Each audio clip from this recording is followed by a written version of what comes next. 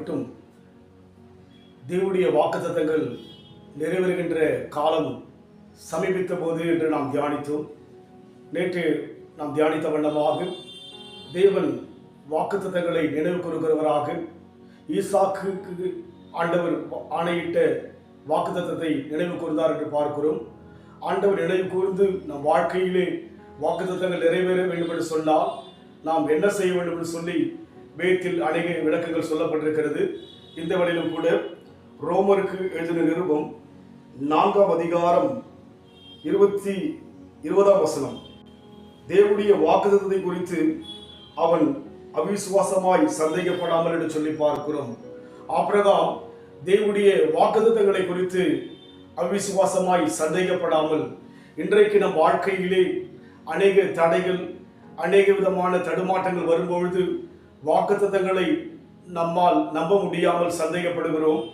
ஆனால் ஆபிரகாமை குறித்து பார்க்கும்போது அவன் அவிசுவாசமாக சந்தேகப்படாமல் என்று சொல்லி பார்க்கிறோம். இன்றைக்கு நம் வாழ்க்கையில் கூட தேவனுடைய வார்த்தைகளை நாம் பெற்றுக்கொண்டு தேவனுடைய வசனங்களை தியானிக்கிற நாம் தாமே அவருடைய வாக்குத்தத்தங்களை குறித்து ஒருபோதும் நாம் சந்தேகப்படாதபடிக்கு அவருடைய வார்த்தைகள் ஆம் என்றும் ஆமென் என்றும் உள்ளதால் அவர் சொல்ல ஆகும், அவர் கட்டளையிட நிற்கும் என்று சொல்லி பார்க்கிறவனமாக நாம் சந்தேகப்படாமல் தேவனுடைய வாக்குத்தத்தங்களை நம்பி வாழ்கின்ற போது நிச்சயமாகவே வாக்கு கொடுத்த தேவன் வாக்கை நிறைவேற்ற வல்லவராய் இருக்கிறபடினாலே நமக்குள் அவிசுவாசம் விளங்கும்படியாக, நமக்குள் சந்தேகத்தை நாம் மாற்றிக்கொள்ளும்படியாக ஒப்புக் கொடுக்கின்ற போது தேவன் நினைவு கூர்ந்து நிச்சயமாகவே வாக்குத்தத்தத்தை நிறைவேற்றுகிற ஒரு காலத்தை நமக்கு வைத்திருக்கிறபடினாலே நாம் அந்த அனுபவத்தில் போக நாம் ஒப்புக் கொடுப்போம்.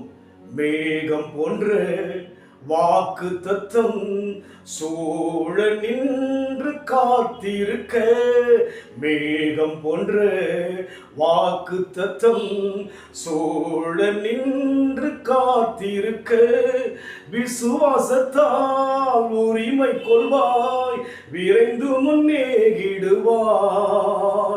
விசுவாசியே நீ பதறாதே, விசுவாசியே நீ கலங்காதே, விசுவாசத்தால் நீதிமான் என்றும் என்றும் பிழைப்பான். ஆம், ஆபிரகாம் அவிசுவாசமா இல்லாதபடிக்கு சந்தேகப்படாமல் இருந்தபடினாலே அவன் தேவனுடைய வாக்குத்தத்தங்களை பெற்றது போல, அன்பின் ஆண்டவரே, எங்களுக்குள் இருக்கிற அவிசுவாசத்தை மாற்றும்படியாய், எங்களுக்குள் நாங்கள் சந்தேகப்படாமல் தேவனை ஆபிரகாம் எப்படி விசுவாசித்தாரோ அதுபோல் நாங்களும் விசுவாசிக்கும்படியாக எங்களை ஒப்புக் கொடுக்கிற ஐயா, அந்த அனுபவத்தில் நடத்துவீராக.